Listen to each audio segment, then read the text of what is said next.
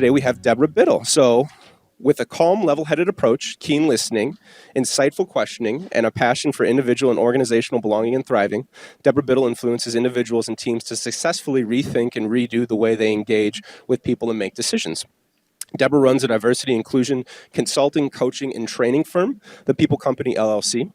She works with organizations who want to leverage the power of change to heighten development and performance for their people. Deborah designs and delivers thought-provoking and challenging experiences that help people think better, do better, and be better at what matters most. Please help me welcome Deborah Biddle. Hi. Thank you so much. Good afternoon, and thank you for taking time out of your day to be here. I'm excited to talk about emotional intelligence. It's one of my favorite topics. It's because it's interesting and it applies to everyone, and I think there's something in it that everyone can learn as we go through defining what it is, listing out strategies. I think you may see yourself or at least someone else you know in our conversation as we go, and there's a lot to learn. So we're gonna just jump right in. When you think about emotional intelligence and think about who you are, it's bigger than just your own perception of yourself. It's how others see you. And sometimes how we think about ourselves doesn't line up with the experience that other people have. So emotional intelligence helps us get to the bottom of that. It helps us become more aware so that we can be more effective with the people that we engage with. One of the things that I have asked myself as I've worked in different organizations is, why is it that some people in the organization seem to succeed or advance more quickly than other folks, namely me? And so when I've been in, I used to work for 3 different Fortune 100 companies. I worked in accounting and finance and was very successful in my career, but there was always a few people who were smart, but I felt weren't as smart as me. And they worked hard, but I didn't think they worked as hard as I did. And sometimes they were, just not the sharpest knife in the drawer. And they seemed to advance a little bit faster than I did. And I always wondered, is it because of the way I look? Is it because I'm Black? Is it because I'm female? Is it because I'm not, a size 10? And when I think about it, it could have been some of that. It might have been none of that. But one thing is for sure, it probably had something to do with my own lack of emotional intelligence. I have a tendency, when I think something is unfair or unjust, to charge in on it and say what needs to be said, or at least what I think needs to be said. And I think that sometimes that rubs people the wrong way. And I've learned over the years, because that career was a long time ago, but I've learned over the years how to win more friends and influence people in ways that don't deter them, and ways that draw them in. And so I hope that as we go through this, you might experience some of the same revelations that I had about understanding why certain things happen for others and may not happen for you, or you see it happen in other people's lives, maybe not your own. Another thing, Charles Swindoll is a writer and speaker and pastor, and one of the things that he said is that life is 10% what happens to me and 90% how I react to it. And that is a great statement to kind of capsulize what unconscious bias is all about. We have a tendency, when someone does something to us, or someone close that we love, or they attack a project we've worked on, we have some emotional response to that, and sometimes it's inappropriate for the situation. Have you ever had, any of you parents here? Okay, so for those of you who are parents, has your child ever done something and you came in and saw it and you just blew a gasket, you yelled and screamed at them to the point where the next time something happens, they're not gonna tell you about it, they're not gonna come anywhere near you because you've lost your mind? And those of you who don't have kids, have you ever been in the workplace, whether it was your employee or a coworker, and someone did something that just made you go crazy? And if you're leading a team and you have that experience and you go off the handle or you embarrass them in front of other people, you can bet they're not going to want to be around you or trust you to have a calm conversation with them in the future. So being aware of your emotions becomes really important in those instances. So emotional intelligence first came about in terms of being really popular in mainstream culture in 1995 when Time magazine covered a story about Daniel Goleman. He was considered the father of emotional intelligence. He wrote a book about it, and his book was, at that time, labeled as one of the 25 most influential business books. He talked about emotional intelligence, and that's what kind of laid our foundation for it. People became fascinated by the idea that you didn't necessarily have to be the smartest person in the room in order to be the most successful. Emotional intelligence is that what some people will call the missing link. Studies have shown, part of Daniel Goleman's work and others' work, have shown that about 20% of the smartest people in the room are more successful than those with average emotional intelligence, but 70% of people who have high emotional intelligence are more successful than those with average intelligence. And so intelligence is no longer viewed as the one thing that makes us successful like it had been in the past. It's really about your emotional intelligence and how you use it to influence people, to manage relationships, and to be successful in your life. So the definition, a simple definition of emotional intelligence is just the ability to recognize your emotions and the emotions of other people, and then manage that in your interactions with them, and also help manage your response to some of the things that they may say or do, and as well see ahead of time what's going on, what might be happening with someone else, and how you will handle that situation. When scientifically what happens to us for emotional intelligence is or biologically, we have to manage how our emotions and our intellect and the stimulus that causes our reaction, we have to manage that whole process. When something happens to us, it starts in the spinal cord. So here in the back is where all of your interactions start. So what you see, what you hear, what you experience starts there. Then it goes to your limbic system, and that's what you feel. That's your emotional response area of your brain. Then it travels all the way to your frontal lobe, which is where you think and you reason. So imagine someone comes in and gives you horrible news, and you're in a meeting at work. You have to have all of those experiences. It's a long way to travel before you can get to a rational response on something. So what you want to do is learn how to control that limbic area so that you don't react out of that space versus the more rational space when you need to. And that can be tricky for us.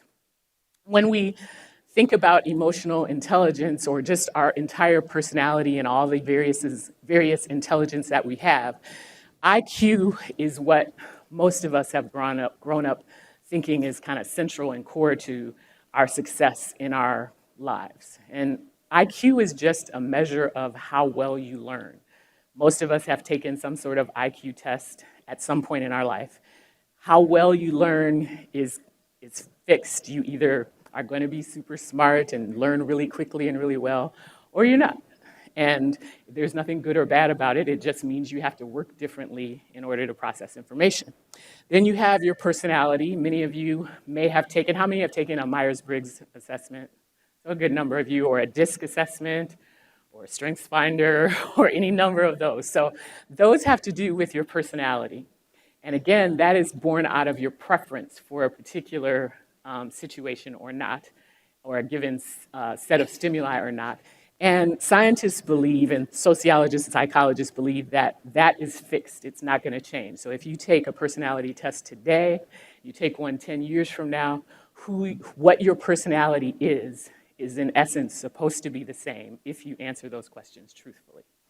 But EQ, or emotional intelligence, or EI, as you will also see it, is the one area that you can actually change. You can learn how to control your emotions, learn how you respond to others' emotions, and make a difference. And so that is the one area of growth, and that's why we're here. We're talking about that so we can figure out how do we balance that, given our personality, given our intelligence, how are we going to balance emotional intelligence? And so When we think about emotional intelligence, it is the foundation for all of these other skills. When you talk about decision making or time management or presentation skills, whether it's customer service, they all lie heavily on the foundation of emotional intelligence.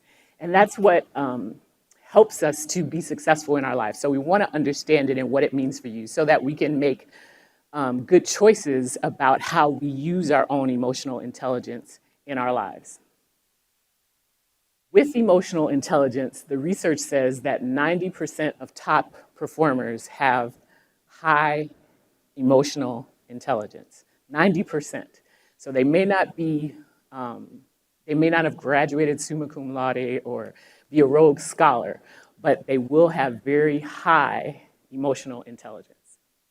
When we look at job performance and we think about intellect and again, personality and all these other things, 58% of our job performance is based on our emotional intelligence. It is the one single biggest predictor of work performance for all of us. And it doesn't matter whether you're the janitor, whether you're the CEO, or anything in between. Emotional intelligence is going to predict how successful you are. So it's important for us to understand it. When it comes to income, if you're not motivated by those first two things, know that people who have the highest emotional intelligence make on average $29,000 more a year than those who don't.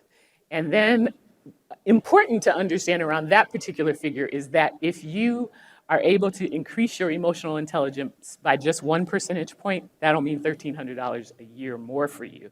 So it's important if you're motivated by money, like I am. So that's something you want to pay attention to, especially in the mode that we're in right now. It used to be that people would hire for skill. If you had the basic qualifications, you went to school, you had experience, you were technically competent at whatever the job required, people would hire you more based on that than your personality. But in today's environment, people are looking for folks who can add to their work culture or add to their team environment, and they're looking for a personality fit, looking for people who have good emotional intelligence, who are able to think strategically, who have good cultural IQ.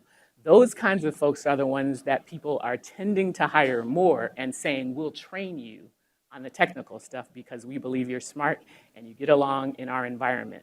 So it's really something to think about. If you're looking for a job, a lot of managers articulate this concept not this way, but they'll say, we really want someone who's going to add to our culture here. And when they say that, that means they're looking for the right emotional intelligence, the right personality type, and then saying, they're smart. We can train them because we have the technical ability here. So be aware of that too.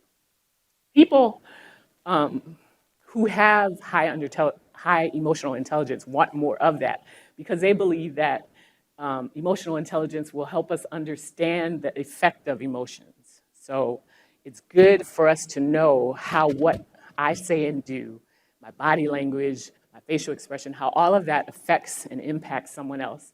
And then we use that information to help guide our thinking and our behavior. So it's not just some theoretical thing up in the atmosphere, but we're actually going to use that in terms of making decisions and interactions. If you're the kind of person that has a high degree of emotional intelligence, you know what you're feeling. Nobody has to tell you, you're really aware. People will probably tell you sometimes, well, that's a really enlightened perspective, or you seem to be really in control of your emotions. You may hear that from time to time. You're the kind of person who knows what emotions mean. So you're not going to always fly off the handle or experience these extremes in emotions, highs and lows, because you understand what your own emotions mean and how they impact others. You also know the effect to other people.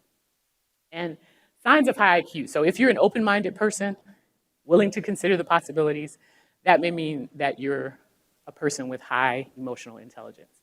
If you're a good listener, so if you're the kind of person that isn't always trying to think of a response to something that someone is saying while they're talking to you, but you're actually engaged and you're not already making your counterpoint, you may have high emotional intelligence. If you're the kind of person that doesn't sugarcoat the truth, so You know how to speak to people, tell them the truth with kindness and love, and not be brutal when you talk to people, because you understand what that's like. You may have high emotional intelligence. If you're the person that will readily admit when you're wrong, you don't dance around it, you're not throwing somebody else under the bus, you're not trying to look good at the expense of everyone else, you admit the truth, then you're probably a person with high emotional intelligence. When it comes to low emotional intelligence, you don't have any self-awareness at all. How many of you know somebody like that, right? I do. I know some people like that, where no matter what happens, you just do not have a clue that you're offending people or walking all over people in meetings, that everybody else sees that you have a certain quality, but you can't see it for yourself. You may have low emotional intelligence. You have no empathy. So you're the kind of person, well, I'm just going to tell it like it is. I don't care whose feelings I hurt, because I know what's right and I am going to make it known. If that's you, you may have low emotional intelligence. You're oblivious to your own emotions and the emotions of others. So there could be someone literally crumbling in your midst. Their body language is closed off, they're trembling, there's a whimper in their voice when they're trying to communicate with you, but you don't see it, you don't care. You're just on your own agenda. You probably have low emotional intelligence. You're like a bull in a china shop. Again, you're just forging right ahead. You're on your mission to accomplish your goal, no matter what happens to anybody else. That might mean low emotional intelligence. You're the kind of person who lashes out just because you can't check your own self. So when you're upset, you lash out at everyone else. You're on Twitter saying things that need not be said. You're posting memes that need not be seen. So if that's you, low emotional intelligence. And then you find other people to blame for almost everything that happens in your own life, in your own workplace. It's never your fault. It's always someone else. You know some of those people? Okay, so low emotional intelligence there. So when you think about emotional intelligence, I would ask you to look at these two categories. It's really what you see and what you do. So how you manage your own self-awareness, social awareness, and then so being aware of how I come across and how I interact with others, and then what you do. Are you going to manage yourself, how well you manage yourself, and how you manage your relationships with other people? And then on the horizontal side, your personal competence comes in your self-awareness and self-management, and your social competence in social awareness and social management. So that is kind of a table look at what emotional intelligence is. And all of it, this is the one time you get to be the center of attention. It's all you and how you manage it and how you work through it. So today I'm going to give you some broad definitions of the self-awareness and social awareness pieces and self-management and relationship management, but I'm going to spend the bulk of our time talking about self-awareness and self-management, because if you don't get that piece, then the other piece is kind of a moot point. So we'll spend the bulk of our time there, and I'll define them, all four of them, for you really quickly before we jump into strategies. So the first one is personal competence, and that, like I said, consists of your self-awareness and self-management skills. When you're looking at self-awareness, it really is how well you accurately perceive and understand who you are and how your emotions are occurring throughout your day and your interactions with people, and what you might do to mitigate some of the things that take you off path. When you look at self-management, it's how well you can stay flexible and positive in the moment in order to direct your behavior in ways that are not inflammatory, but are more winsome in your interactions with others.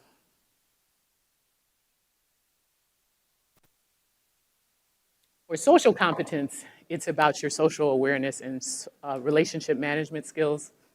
So when you look at social awareness, it's your ability to pick up on what other people are saying or not saying, doing, feeling. And so that requires you to be observant and really attuned to what's happening around you. And if you're really self-centered and you're not focused on managing the relationships by paying attention to both people or paying attention to what's happening in a room, then you'll miss out on those opportunities to be a high socially aware person. With relationship management, it's how you use your awareness of emotions of other people to manage and have a great interaction with folks. And when I say great, I don't necessarily mean that it's always positive, but an interaction that doesn't cause negative consequences. So even when you're giving tough information, you're still having a respectful interaction with other people. So the first category of things I want to look at are self-awareness strategies. And there are several that you can utilize, and these are just a few. There's a whole lot more. You may have some of your own that you might want to share with us to help us, but I'm going to give you, I don't know, 10 or so that work, that I've found that work. One of them is to stop categorizing your feelings as good or bad.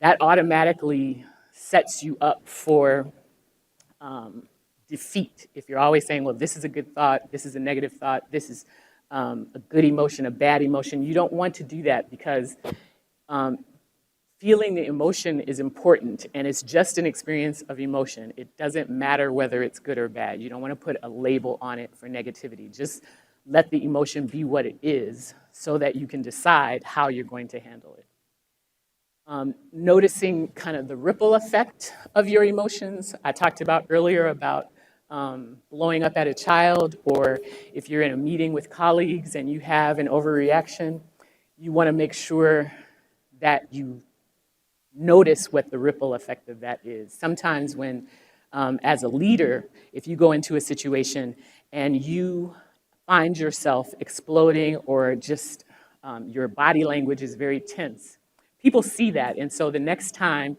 that your team, if they've witnessed that, they want to talk to you about something that might be sensitive, they're going to think twice about it, because you've lost your mind, or you've gotten really tense, or your reaction was over the top. So they may not come to you when they need to, which means that work might slow down or be interrupted, or it might not be the best outcome because people are afraid of you or afraid of your reaction. So notice the ripple effect. Even if it's not you, pay attention to what happens when other people do it, because I'm sure you've seen it. I had a boss that used to come into meetings, and if somebody would say something, he'd pound on the table, then he'd start to yell. And I made up in my mind after the first time I saw him go off on somebody else that I was not going to have any kind of sensitive conversation with him, because he was hostile, I thought. So be aware of that, because it makes a difference in how people engage with you, and that then impacts your team dynamics and your effectiveness at work. Acknowledge and lean into your emotions. So when you have them, it's nothing to, don't try to stuff it. Sometimes we have emotional reactions, whether it's fear or joy, or whether it is pain or sorrow, deep sorrow. Don't ignore that. Actually lean into it. Ask yourself why you're feeling that way, what's causing that emotion. Notice what's happening to you in the moment. Try to understand it and deal with it, rather than stuff it down and ignore it, because later on it's going to come out somewhere, somehow. And it might be years from now. It might be 2 days when someone does something that upsets you, and then you have an over-the-top reaction. But try to pay attention and actually lean into the emotions that you have. And physically feel your emotions. The one kind of smiling, that's my oldest baby. He's not a baby anymore, though. He's 25 now, but that was when he was 18. And he usually doesn't express a whole lot of emotion, but at this particular game, they were playing in the semifinals, I think, against East High School, and he shot the winning shot. It was a three-pointer at the buzzer, and so it merited a little bit of emotion from him. And so what I will say to you about that is, when you have emotions, pay attention to what happens to you, what goes on physically. Notice if you get hot, or if you get flushed. Do your hands shake? Does your voice quiver? Do you get dry mouth, sick to your stomach? Do you just want to jump up and scream? What happens to you when you have emotions? Notice it, lean into it, And if it's a positive thing, if it causes you a lot of stress, it helps for you to pay attention to what it is. So then you can take some steps to calm yourself down. But if you don't pay attention, you don't know, so you can't manage it. So I would say lean into those emotions and analyze what is physically happening to you so that you can manage your emotional response.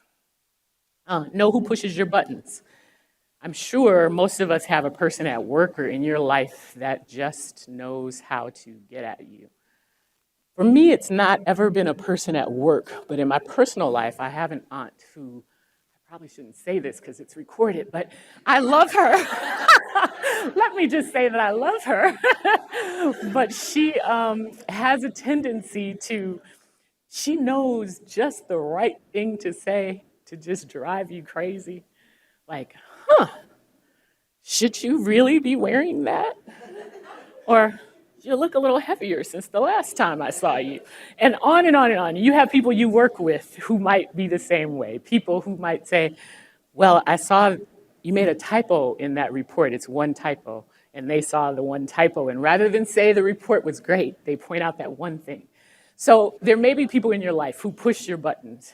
Know who they are. Know the situations that happens in. And then manage that. Prepare ahead of time. Like when I know I'm going to see this particular aunt, I gear myself up. I read some positive stuff. I say to myself, well, you know this is going to happen, so there's no need in you getting upset. I plan my visit. I'm only going to stay 45 minutes to an hour, and then I've got to go somewhere. I got to take the kids somewhere. I've got to, I got somewhere to go. So I'm not going to be there for an extended period of time to suffer through the abuse. So figure out what it is you need to do so that you can manage well and hold up under the circumstances. Then recognize too that it's not always all about you. When it comes to our emotions, we react as if we're the only person that a circumstance is important to. And it's not. We're not entitled to have a certain outcome. We're not entitled to be in a certain position. I've seen people, if they don't get the right seat at a meeting table, they're upset. It's not about you. It's about the topic at hand. People don't get listed on a roster of folks who contributed to something. It was an oversight. Don't overreact to those kinds of things, but recognize it's not always about you. And then watch yourself like a hawk. So take the 1,000-foot view. Pay attention to the little things that you do, how you react to them, what situations tick you off, what is it that you do that drives other people crazy. Pay attention from way back, step way back, because a lot of times we can't see ourselves closely if we're just in the moment. So allow your brain to have time to really think about how you respond to different situations. And one way to do that is to journal your emotions. If you take time to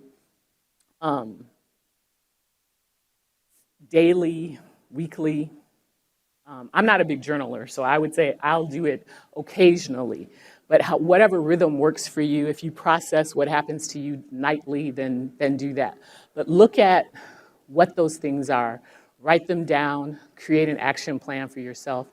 Remind yourself that certain situations cause you to feel a certain way or react a certain way, and keep a journal of it when it happens, especially when something kind of unusual happens, so that you can go back and look at it and be reminded of what situation caused you to respond a particular way. And then you can say, okay, if this ever happens again, here's what I can do differently to make a difference in the outcome of that situation.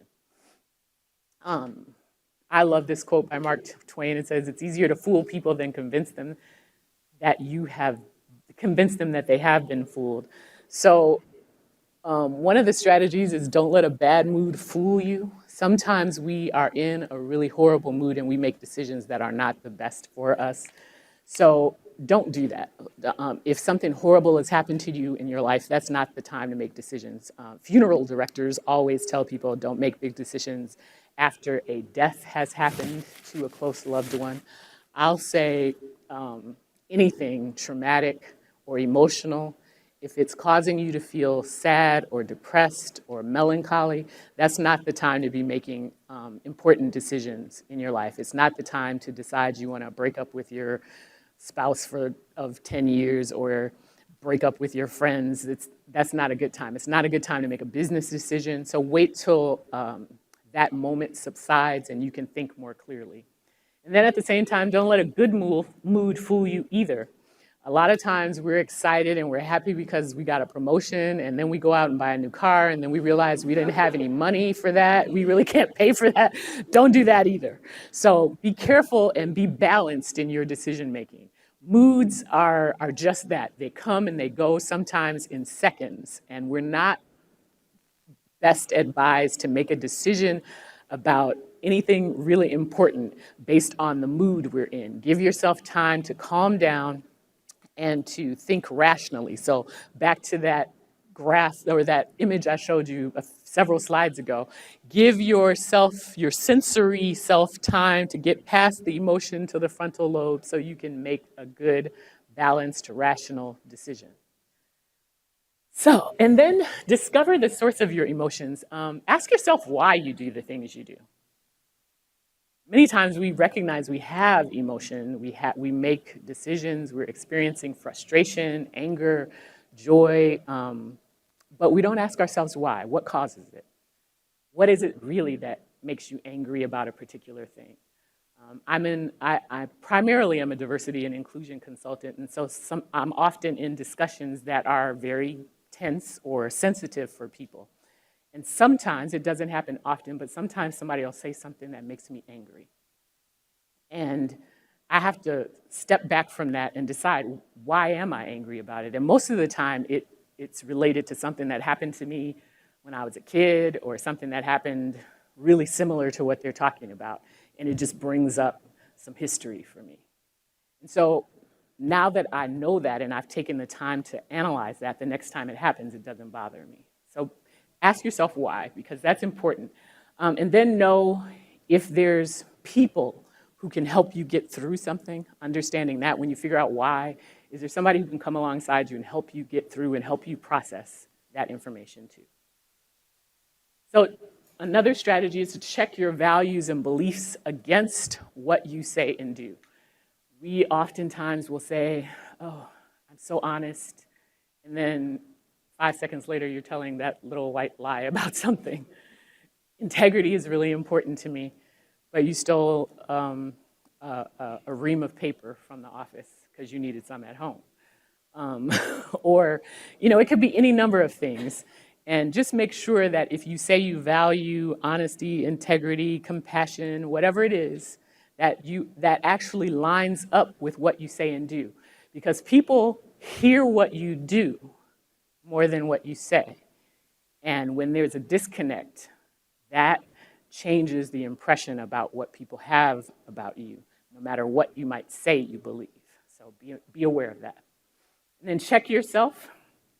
How people perceive you can be very different than what you portray. So when you think about your comfort level, if you say you're really comfortable, but you are I also sing, and so I see people who say, oh, I love to sing, I love performing, but then I see them on the side of the stage before they go on, and they are shaking and just can't compose themselves. Well, you're probably not comfortable with that, even though you might like to sing. Your comfort level in an interview, your comfort level talking to your boss, your comfort level in front of children, they pick that up because there's something about how you look, your body language, something that comes across that says, I'm really not comfortable, even though I'm saying I am. Your mood, your facial expression, clothes, hair, body language, speech, tone of voice, all of that matters in terms of how you present yourself. And if your clothes are saying, I'm really successful, or your clothes can be saying, I'm really successful and I'm really calm and I'm really accomplished, but when you open your mouth, your tone of voice and your language says something else, that's a contradiction you want to manage, because people make assumptions about you, rightly or wrongly, based on how you come across. And some people have said to me, well, when you talk about that, that means people are policing my language. People are policing how I wear my hair. People are policing my clothing. Maybe they are, and that's on them. But what is it that you're trying to convey? Are you trying to convey competent, calm, accomplished, casual, fun-loving, whatever it is? Make sure that all of this lines up with what it is you're trying to say, with the emotional message you're trying to send. Make sure this lines up.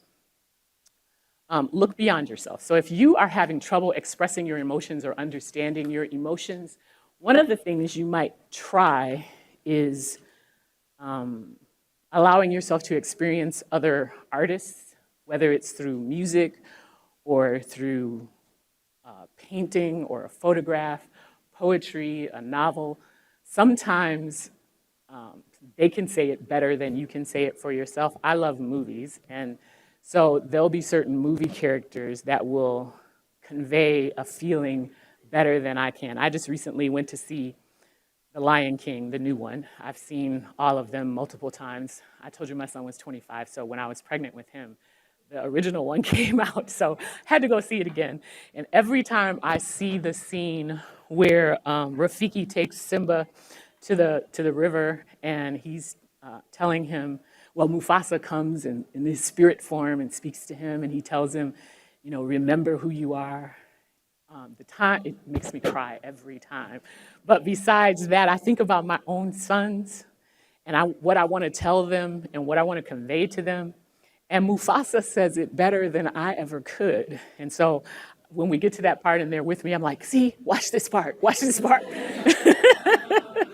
Because I want them to know that no matter where they go, no matter what happens to them, I still love them, and I want them to remember where they came from so that they can live up to their potential. And so there may be things that you read that encourage you that you need to know about yourself, or there may be songs that say it better, those "You Done Me Wrong" songs. You might need to play one of those for your partner one time because they say it better. So just be thinking about that. Find your voice in the arts. Ask for feedback. So I'm not one that's really readily the kind of person that likes to ask for feedback because it just gives me the creeps to hear it. And so I'm emotionally self-aware that I have a problem asking for feedback, but I'm not emotionally mature enough to always handle it. So I think it's a great way to get to know more about yourself and how other people experience you, to be humble enough to ask for feedback about your interactions with other people, and then to take note of it. Ask people who are close to you what they see in you. How do you respond in anger? How do you respond in joy? Is my response to difficult things in my life helpful to our relationship or to certain situations, or is it harmful? And if it's harmful, what can I do to be better? If you want to improve, sometimes letting someone else in and letting them be your mirror is one of the more helpful ways for you to mature in your own emotional intelligence. And then recognize how you handle stress. The one in the front's my other baby.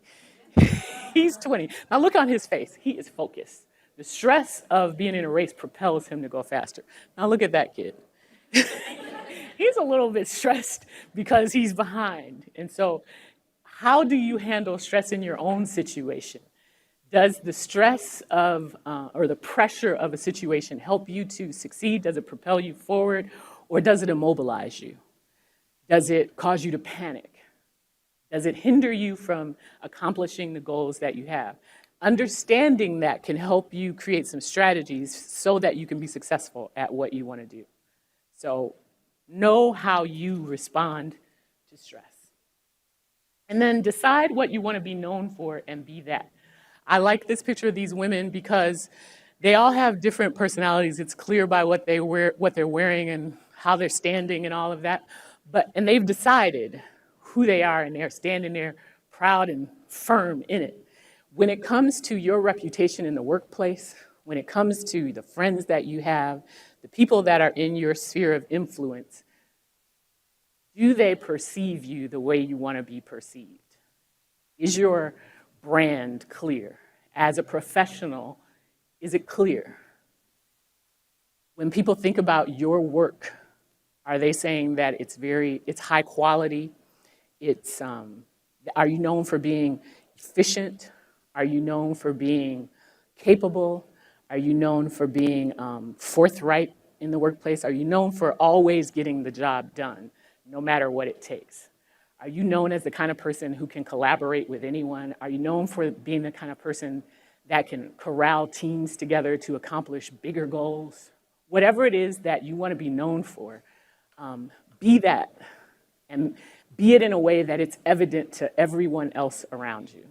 Understand what it takes for you in terms of emotional grit, what it takes for you in terms of sweat equity, what it takes for you to get there, and then go about being that. Because if people don't see it in you, if you have this image that you would like to portray or that you think you're portraying, but people don't get that at all, then there's probably some misperception in terms of your own emotional intelligence about how you show up in different spheres, whether it's work, personal, or home life. There's a disconnect. So decide what you want to be known for and then go about making that happen. So what I'd like to do at this point is a little partner discussion. So find 2 or 3 people and just talk about this for maybe, 5 minutes. Why is emotional intelligence important for your career or for your life? Why do you think it's important? What brought you here today? So take 5 minutes and talk about it real quick.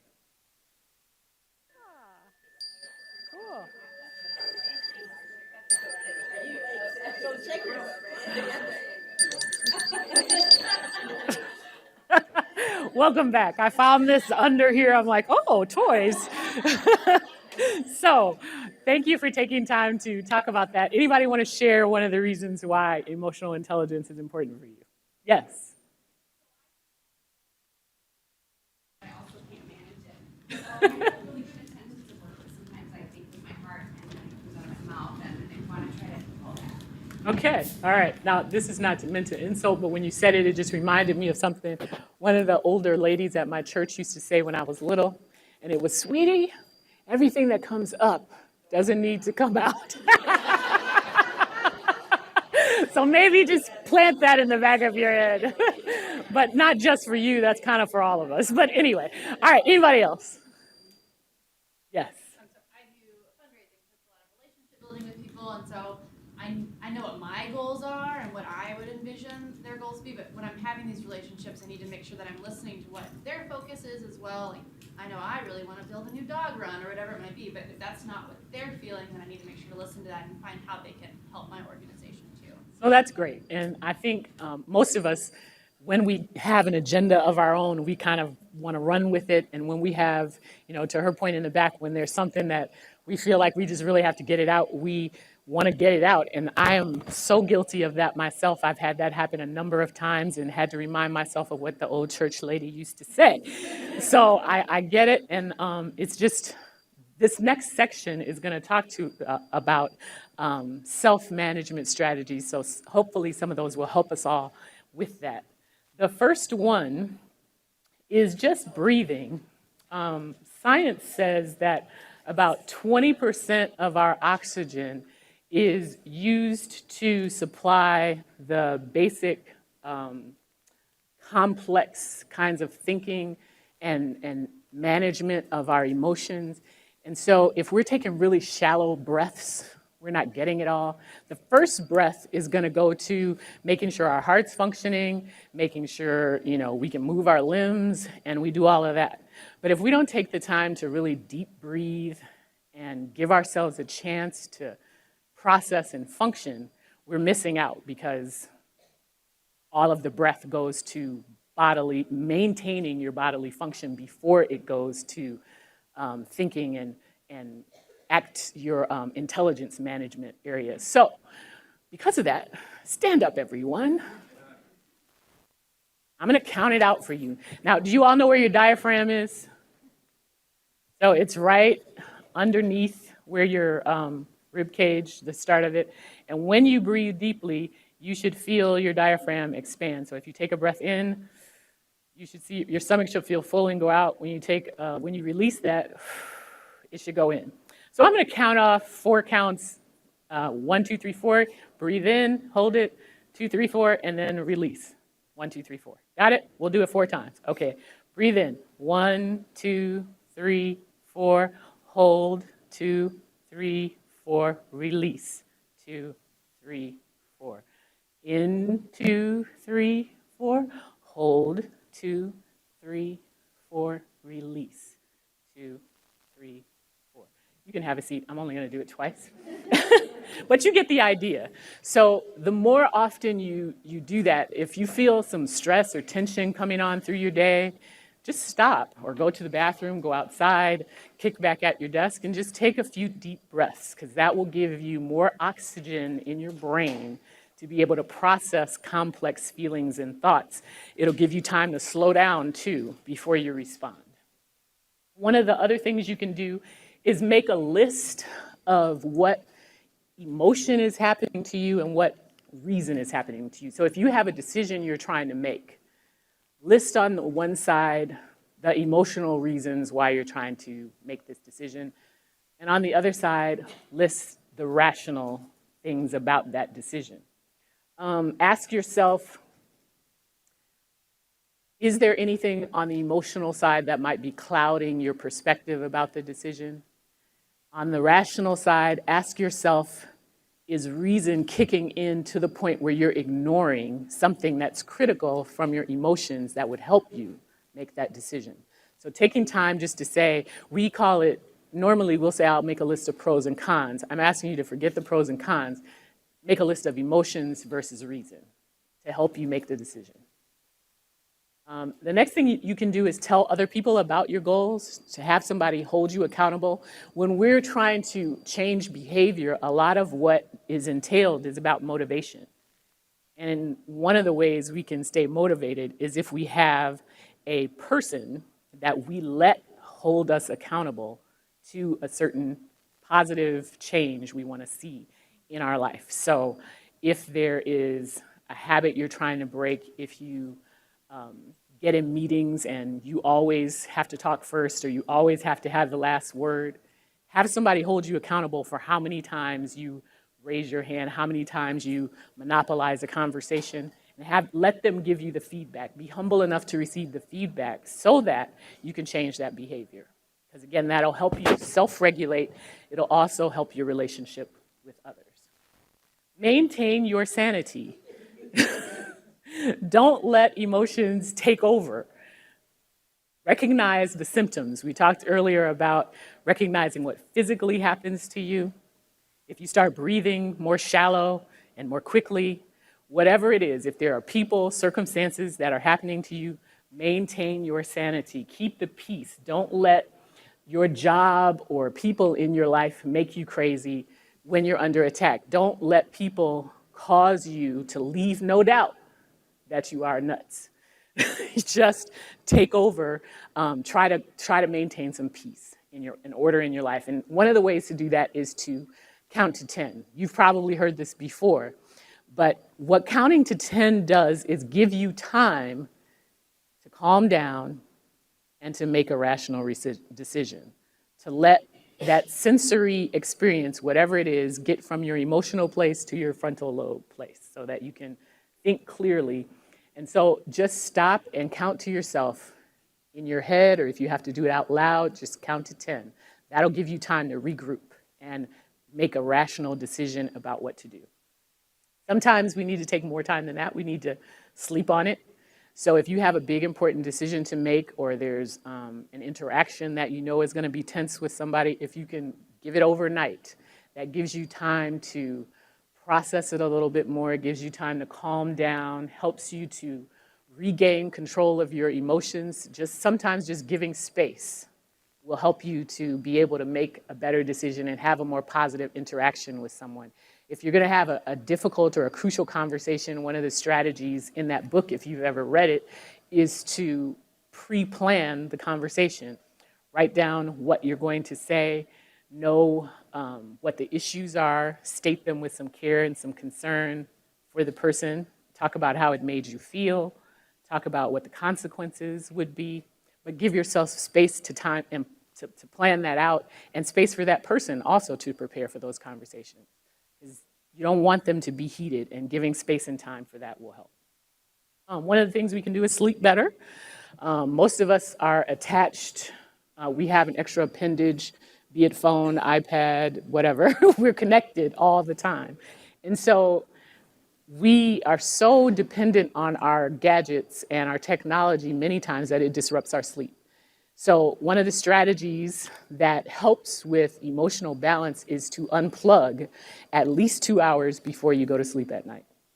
Not just from your phone or from your computer, but from the television, podcast, radio, whatever it is, just unplug, so that you can give your mind some downtime. And it's hard to do, but we need to do it. Another thing you can do, sunlight is a great way to recharge. They say that the morning sunlight is the best, so if you can get up and get 20 minutes of morning sunlight, that will help regulate you. The vitamin D in your body, combined with the calcium, helps regulate your body and give you a sense of calm. So that's another strategy you can use. How many are coffee drinkers or caffeinated beverage drinkers in here? Quite a lot. So I think I read a report that says coffee has a 6-hour half-life, caffeine does. And so if you have caffeine at 8 in the morning, 25% of it is still in your body at 8 o'clock at night. So if you're drinking multiple caffeinated beverages throughout the day, that's going to affect your sleep. So one of the things you want to do is manage your caffeine intake, and not just caffeine, but anything that causes you to be a little bit more on edge, even if it's for productive. I have some friends and colleagues who, they have a coffee on the way to work, they have a coffee when they get to work, they have a coffee over lunch, and then they have their afternoon 2 o'clock or 3 o'clock pick-me-up of coffee. I don't know how they function in terms of sleep, but they're always like, gotta be doing something, hey, I'm always happening, it's always happening.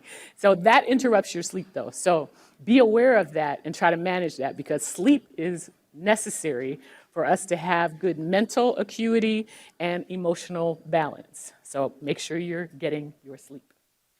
Talk to somebody who's more skilled at self-management than you are. So you probably see people around your office or your neighborhood who seem to have a better sense of calm and collectedness, who are always compassionate and attentive when they talk to people, who are patient, who never seem to be rattled by anything. Talk to one of those persons and ask them, how do you manage your emotions so well? What skills can I try? Let them be your mentor when it comes to emotional intelligence. Ask them if they would, walk with you for a month or 2 or 6, however long it might take, for you to learn from them and learn how to model some of the skills and behaviors that they have. Smiling a lot and laughing more is another way to manage your stress levels. When the research scientists say that when you laugh, that there are muscles in your face that actually tell your brain that you're happy and you're experiencing some joy. So if you can think of something funny when you're in the midst of a emotional crisis, then that'll signal and shift your brain's response and your emotional response. Or if you can read a funny story before you go into a tense meeting, or if my dad used to read the comics every day. I never really knew why. He probably didn't either. He just liked them. But it could be related to this particular tactic around emotional intelligence, of signaling to your brain that there's something to be happy about, which relieves the stress so that you can interact better with the people around you. You can watch, I think that's part of the reason comedies are so popular on television. You can watch those because laughing changes our mood. Staying positive. So one of my former friends used to always say, your attitude determines your altitude in life. So if you can stay positive, however you do that, if it's through prayer, meditation, having a time out, going to the beach, doing whatever kind of mindfulness thinking you might need to do, however you can Be calm and put yourself in a positive space. Doing that will also help you be better able to control your emotional experiences and how you display emotion, and that'll put you in a better place in terms of dealing with other people. Another thing you can do is take time every day to think about your problems. Carving out some time is really important. So again, that's one reason why you need to unplug from all your devices and unplug from people sometimes too, and give yourself space to analyze what issues, what concerns might be going on in your life. Bill Gates is known for taking think days and think weeks, and every year I think he takes 2 weeks where he just unplugs just so he can think about solutions to some of the concerns that are in his life. And it's said that every day he takes an hour to unplug and think about solutions to problems. The former CEO, I can't remember his name right now, of GE does the same thing. He takes an hour every day to think about solutions to problems. And if we can find, even if it's just 15 minutes, to explore, to not worry about something, but just decompress in your day, that will help you to be better able to manage what's happening emotionally in your life. And then manage your self-talk. We spend a lot of time telling ourselves all sorts of negative things. If we did something that we shouldn't have done, even if it's we dropped a glass in the kitchen, oh, I'm such an idiot, I'm such a klutz. If we say something wrong to a person that we care about deeply, oh, I'm so mean, I'm so cruel, I'm just an idiot, I shouldn't have done that. And we tell ourselves all these negative things. If we don't like the way we look in a dress or in a suit, I'm so fat, I'm the fattest person on the face of the earth, I wish I could die. We say these things internally and it doesn't help us. Scientists say that we have 50,000 thoughts every day that we're going back and rehashing over and over again. And there's a chemical response in our brain when we have these negative thoughts and also when we have positive ones. So we want to make sure that when we're having thoughts that we're producing positive feedback for ourselves so we can have the positive chemical reaction and not the negative one. Because again, you don't want to wind up in a spiral of negativity because that shows up in how you relate to people. It comes out as negative emotion. It comes out as that kind of person I described before, the person that's like a bull in a china shop who has no boundaries, the person who has no empathy for anyone else. So making sure that you speak positively to yourself and affirm what's going on in your life. So if you dropped a glass, next time I'll be more careful, rather than beat yourself up for it. If you say something negative to a colleague, I'm going to go apologize to them, and I'm going to do better the next time, rather than always beating yourself up for the negative. State the truth, and then move on. See yourself as successful. Our brains are wired such that when we visualize something, a successful thing in our life, our brain has a hard time telling the difference between what we see and what we visualize.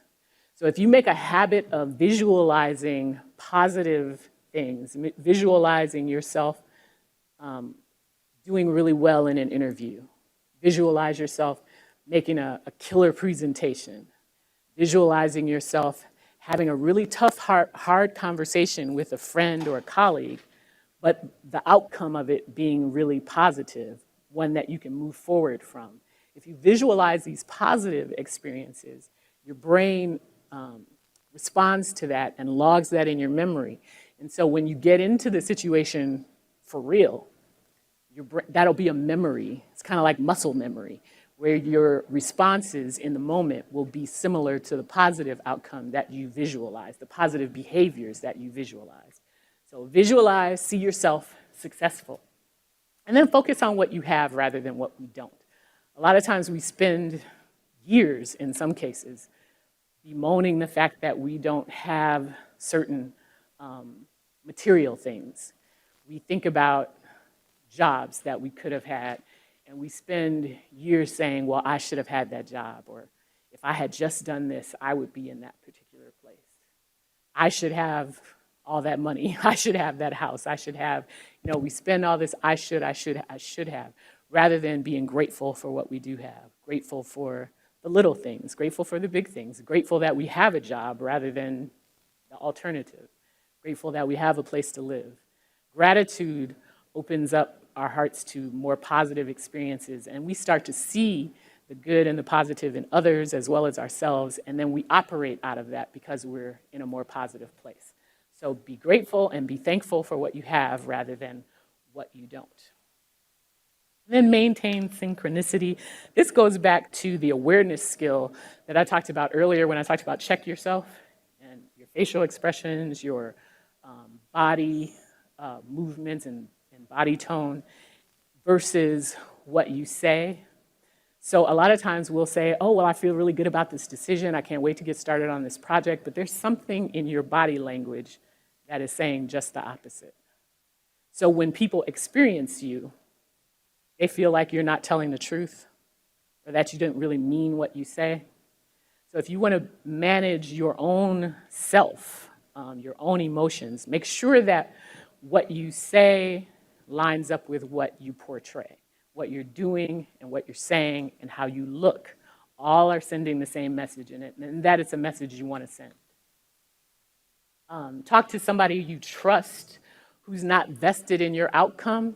So if you're working on career things and you're trying to figure out, what the right move is or what the right conversation is to have with your superior or with another departmental manager that you want to get into, make sure you're talking to somebody you trust, because sometimes we'll have those conversations with people who aren't trustworthy, who might be competitors for you, or who might stab you in the back because they know your weakness.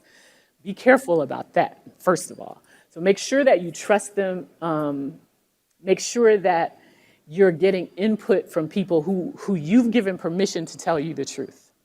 So you can't say, oh, I want to hear what you have to say, and then they tell you, and you're like, well, I don't know why you would say that, or you're really upset about it, because that doesn't serve either of you well. You've confused the person because you asked for the feedback, and then you're upset because they gave it to you. But then you're not really receiving it. So you're, again, not high IQ because you can't receive the feedback that somebody's trying to give you. So finding someone who you trust to help you manage your emotions better. It takes a lot of self-awareness and humility to be able to do that, but it's something you want to do. And then know that there's something to learn from every situation. So even when you screw up, learn from it. If you've said something that is horrible, apologize, learn from it. The journaling practice I talked about earlier will help you be aware of it, and then figure out with that, noting down what happened so you're aware, figure out what you can do differently the next time. So if a situation happens where you have a coworker or an employee of yours that you need to give some guidance on a particular behavioral issue, or their performance just isn't quite what it needs to be technically, make sure that if you say it wrong, that you've learned from that. Ask them for feedback too, so that they can tell you how you could have said it better, how you could have done it better, so that the next time you learn from it and you grow and you are able to manage a situation like that better. And then recharging your mind. Take time out for the physical activity that you need. Get exercise. Biologists and physicians talk about how when we exercise that we get this boost of serotonin and some other chemical in the brain that helps us to stay more positive and be more clear. They actually now know that exercise actually increases our capacity to think clearly and be less emotional and stressed and reactive. So exercise is a good thing, not just to lose weight or not just to gain muscle mass, but also to help you think better mentally and balance your emotions. So make sure that you're doing that. So I want to have you do this exercise. I think you have some paper or something to write on. You have a pen, I know, from DreamBank. So whether you want to do this mentally or just write it down, be honest and think about the people you work with and write down the names of the 2 or 3 people that you like the most. And I'm not talking about who work the best. I'm really saying the people that you like the most. As leaders and coworkers, when it comes to emotional intelligence, We need to know how other people perceive us and what we think, what our emotions are around the people we work with, whether we like them or we don't, and how our interactions with them show up. And when you get done with those people you like the most, also write down 2 or 3 people who you like the least that you work with. And so again, not just about productivity, but really their personalities. The 3 people you like the best, the 3 people you like the least. 2 or 3, and if you have a small group, then maybe just 1.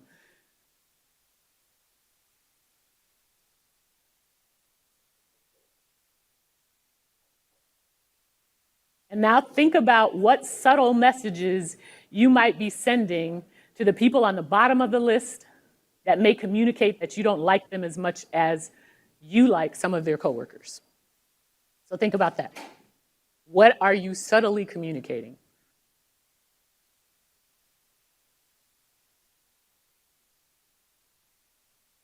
And if you don't want to write it down, again, just log it in your brain.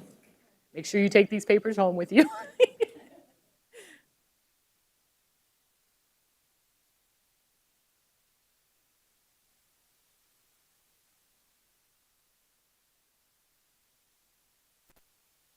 All right, you all got that? I'm going to flip to the next slide.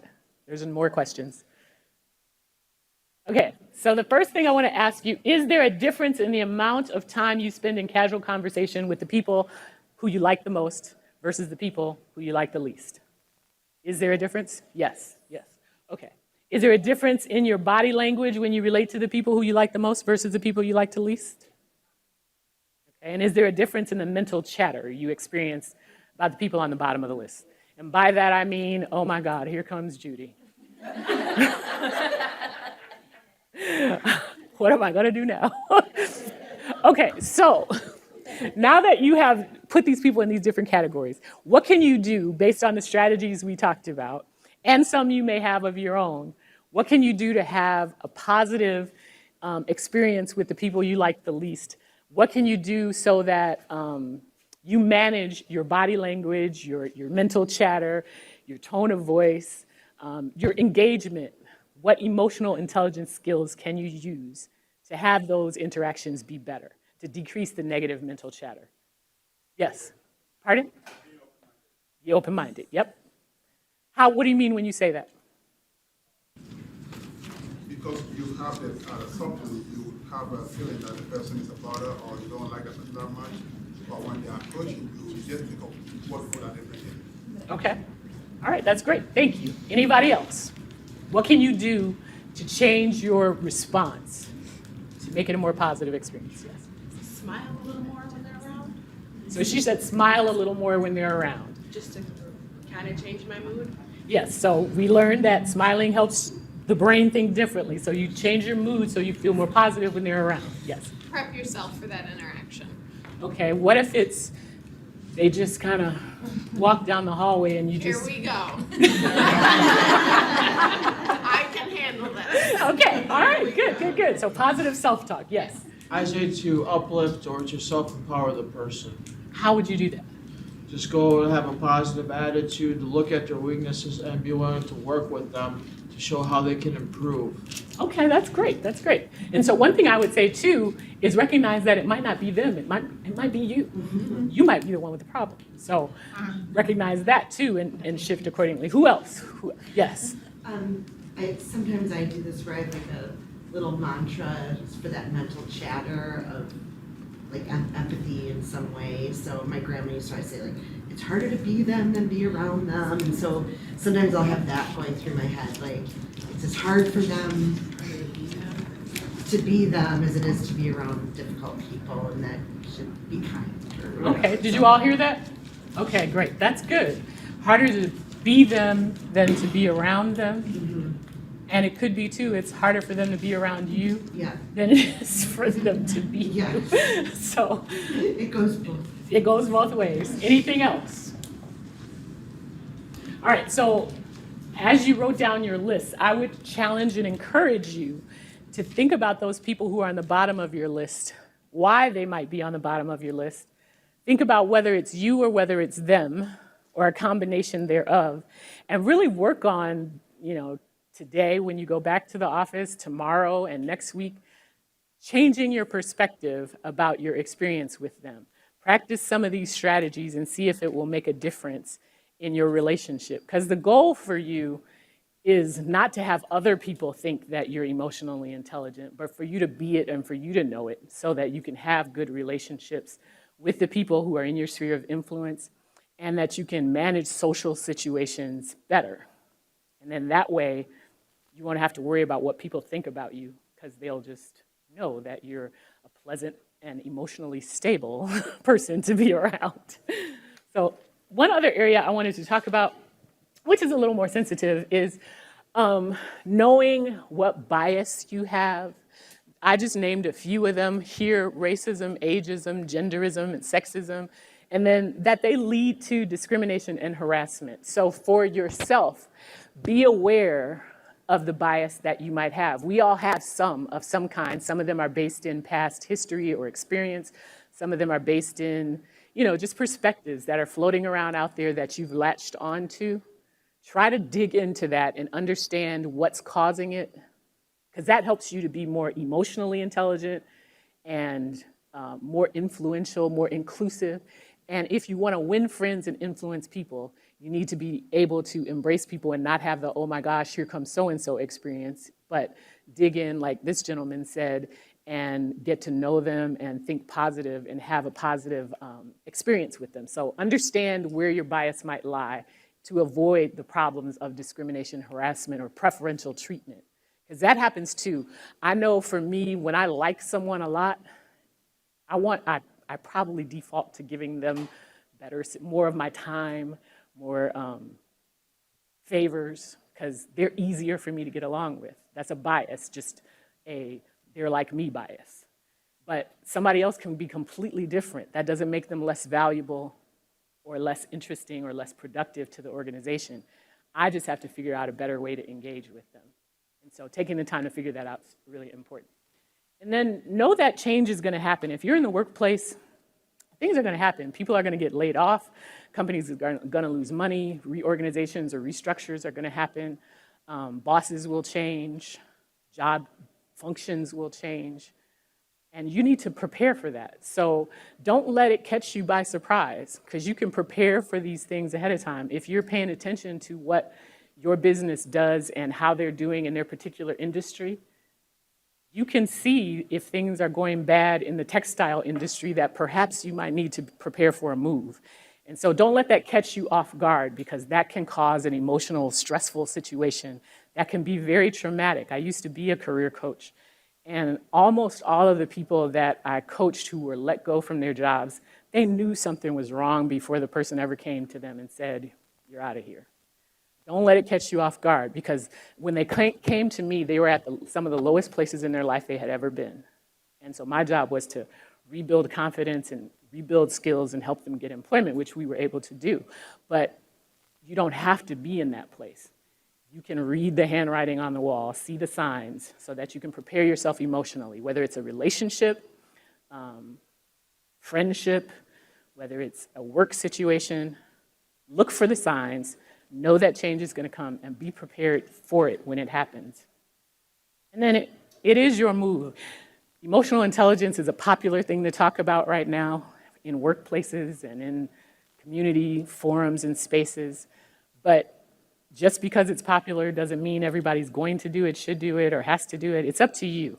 I think it's a good thing to make sure that you're aware of how you show up and what impact you have on others. But it's up to you to decide what that means to you. It's up to you to say, I'm going to work on myself for the better, and to try and have more positive interactions with people and circumstances. So decide that you're going to do that. And once you've got it, I always believe that if you know something, especially if you're in leadership, you need to teach somebody else. So each one reach one, and each one teach one. So with that, I would just ask you to tell me, we've got a couple of minutes, one thing that stuck out to you about what we've talked about today, or one skill that you have tried in your own life that you want to share with somebody else, or one thing that you know you're going to go out and try today. Anybody? Yes. I liked how you talk about the stuff like Could you, emotional. for our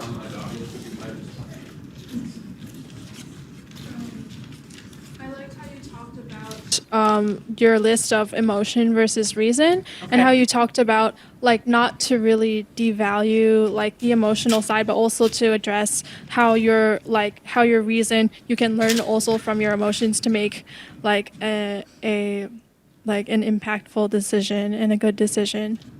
Yeah. Okay, great. Thank you. Anybody else? There's a hand over here. One of the first things I wrote down was We're recording it. all right. Check your values and beliefs against what you do and say. And what came into my head was social media, because I think there's a huge potential for people to completely misunderstand who we think we are, or who we really are in person, but how we respond to people via, like, in writing versus what you would say to somebody to their face. Then these people that don't know you get this impression that can totally misrepresent who you think you are and who you want to be, but you just give off the wrong impression. Does that make sense? Yeah, that makes perfect sense. And it doesn't matter how many emojis you throw into your writing on social media, somebody is going to still misinterpret it. So that's a good point to make. Anybody else? Yes. I really appreciate the strategy you gave us for not letting a bad mood fool you, because I know I've been in situations where I was in a bad mood and I saw one way, and then the same situation when I was in a good mood looked completely different. So I think we all can experience that. When we are in a bad mood, somebody looks really bad to us, or a situation looks really bad to us, and we have to kind of talk ourselves out of it and say, all right, you're in a bad mood today. Here you go again, judging the situation not from the right perspective. Let's just leave this and come back to it when you're in a better mood. So that was good. Thank you. That's really important. Anyone else? Any questions anybody has? Yes. I think one thing. Hold on one second. Okay. Sorry. Thank you. I think one important thing with emotional intelligence is to learn how to handle fear and discomfort, because in order to progress and to move forward in our lives, we're always going to have to deal with fear and discomfort, because in order to have progress, pain is something that makes us grow. Discomfort is something that makes us grow. Conflict is something that we cannot avoid, and that is something we have to totally embrace instead of run away from. So that is something that I think that would be a good addition to this program as well, because often times we think, things are going on in the workplace and we need to be quiet about this. We don't want to make waves and so forth, and to keep the status quo. But in order to improve and to make forward progress, we're always going to have to bring up conflict. And so I am very grateful that you're doing this, and you made a lot of good points. This whole presentation is good in general. However, I think there should be some improvement as far as that we should admit conflict. So like I always have a positive message for people, is that this is very good, but I would also like to see that conflict resolution or how to deal with those type of things as well. Thank you for sharing that. I think what you bring up around fear is really important, and fear can be very immobilizing for people. So understanding how we react in moments of fear and challenge and conflict is super important. So thank you for sharing that. Okay, you're welcome.